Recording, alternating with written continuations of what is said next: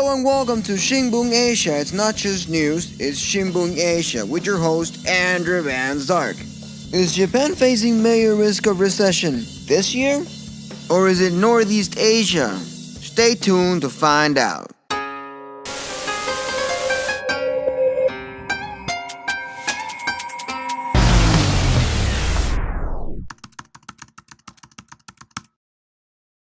As all might have thought, Trump's biggest enemy would be China.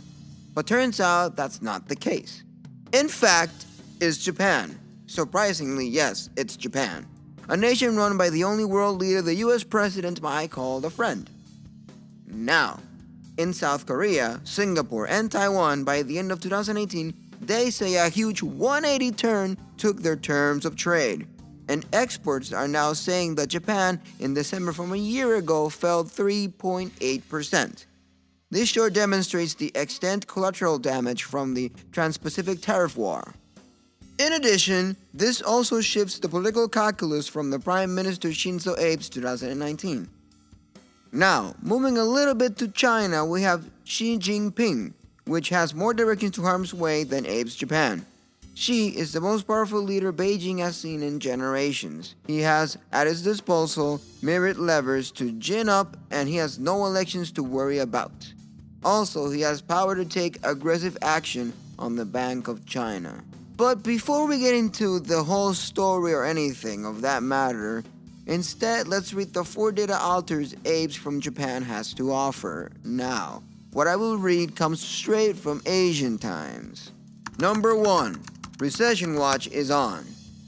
Tokyo was still engaged in the collective denial that the 2.5% contract in third quarter growth was an aberration. Hopes for the fourth quarter snapbacks are now impossible to sustain. Never mind the weak external sector that confronts Japan this year. Recession risks are rising by the day. If Abe's team punted a political challenging step to losing labor markets, cut red tapes, and raise productivity amidst 3% growth, it's safe to assume any planned 2019 upgrades are off the table.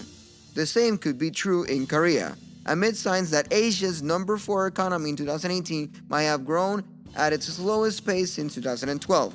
Korea also saw a 3.9% fall in exports in 2018 fourth quarter. Number 2.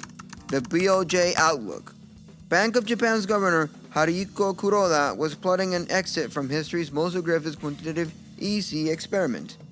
His team was telegraphing terrapin moves and steps to throttle back an annual asset purchase of $730 billion, yet 2018 ended with the BOJ only halfway to its 2% inflation target. There's more Korea can do, since the BOJ owns more than half of the government's bond market and 75% of exchange trades funds. Policymakers are likely to aim elsewhere. They could pump cash into corporate debts and markets from asset backs and mortgage. They could gorge a local government debt or find ways to inject cash directly into households. Will it work? It's doubtful. Without Abe doing his part, even so, the BOJ's printing press are back in business. Number 3. The tax rebate. You think Abe's Liberal Democratic Party might have learned something in 2014, raising taxes in a deflationary environment and in recessions. Yes, that happened. When the LDP hiked the sales tax to 8% from 5% in October, Team's Abe plans to bump it to 10%. What could go wrong? The irony, of course, is that Tokyo is raising taxes to pay down the developing world's biggest public debt burden. Yet, the LDP had to cobble together a stimulus package paid for with, wait for it, fresh government borrowing to offset the effects. Really? Tokyo's debt load is more than twice the size of its $4.9 trillion economy dollar debt, and it's still growing. The specter of another tax increase could further depress households' consumption and business confidence. As such, expect Abe's government to spend more time these next few months debating taxes that implement structural upgrades. Number 4. Dealing with Trump. That guy is not easy to deal with. But Abe spent much of 2018 finding ways to put off bilateral trade talks with Washington. Luckily for Tokyo, trade negotiations with China summits with North Korea's Kim Jong-un and merit investigations in Washington got in the way. No such luck this year, with legislative prospects dwindling at home. Trump is desperate for a quick win overseas. That puts Pal Abe in an impossible position. Abe's choice is between risking Trump's Twitter wrath or angering the LDP's conservative base, the zero-sum U.S. leader. After all, doesn't do trade negotiations. He does shakedowns. In other hands, Saul could suffer fallout too if Bay plays hard to get.